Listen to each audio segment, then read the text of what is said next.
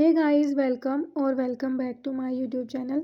आज की इस वीडियो में हम प्लेन कुर्ती पर एकदम नई और बिल्कुल यूनिक सी नेक डिज़ाइन बनाएंगे। इसके लिए मैंने जो फैब्रिक लिया है उसकी लंबाई 22 इंच है। फैब्रिक को हम उल्टी साइड में पलट देंगे। फैब्रिक की उल्टी साइड में मैंने पेस्टिंग पेपर को इस तरीके से चिपका लिया है। अब हम अपने फैब्रिक के बिल्कुल सेंटर में सीधी लाइन को मार्क करेंगे। यहाँ मैंने गले की कटिंग कर ली है। अब गले को हम इस तरीके से डबल फोल्ड करेंगे और इसके भी सेंटर पर निशान लगा लेंगे। और अब हम गले को अपने कुर्ती के फैब्रिक पर लाइन के ऊपर लाइन रखते हुए सेंटर मिलाएंगे और गले को एडजस्ट करेंगे।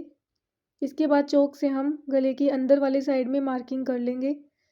फैब्रिक की सेंटर लाइन के दोनों तरफ हम हाफ हाफ इंच का निशान लगा लेंगे। इस तरीके से हमने बीच में 1 इंच का गैप रख लिया है।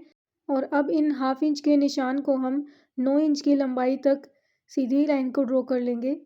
दोनों साइड में हम 9 इंच की सीधी लाइन को ड्रॉ कर लेंगे और यहाँ से हम राउंड शेप में इस तरीके से निशान लगा लेंगे।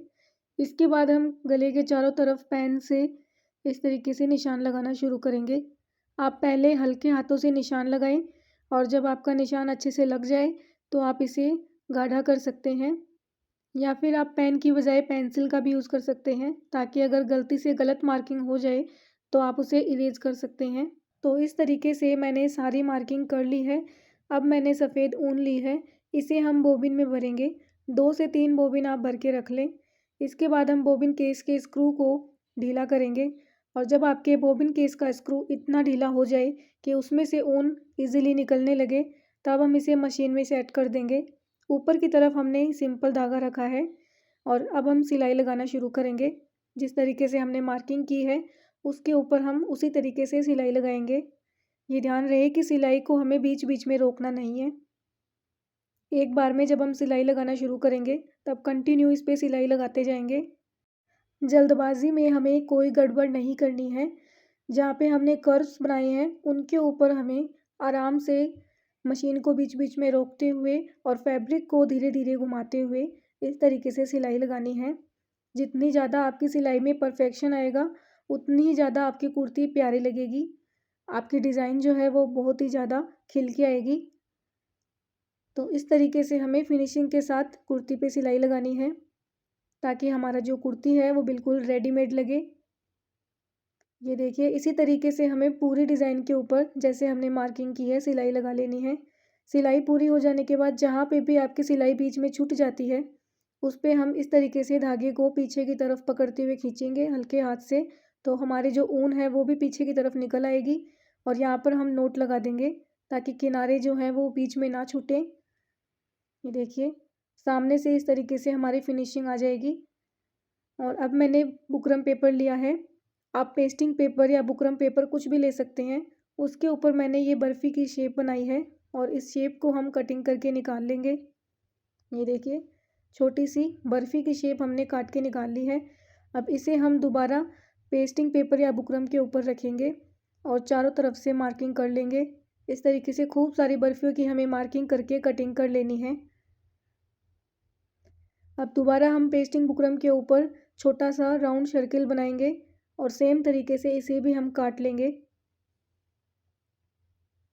इस सर्किल को भी हम बुकरम पेपर के ऊपर रखेंगे और चारों तरफ से मार्किंग करते हुए ढेर सारे छोटे छोटे सर्किल्स काट के निकाल लेंगे।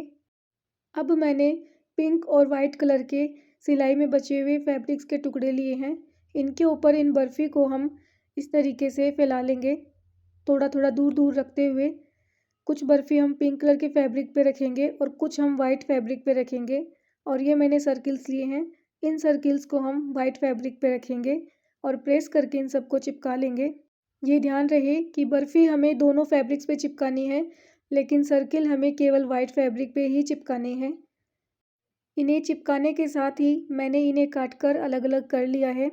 पेस्टिंग पेपर के चारों तरफ मैंने थोड़ा थोड़ा फैब्रिक भी छोड़ा है। अब हम फैब्रिक ग्लू की हेल्प से एक्स्ट्रा फैब्रिक को चिपका लेंगे।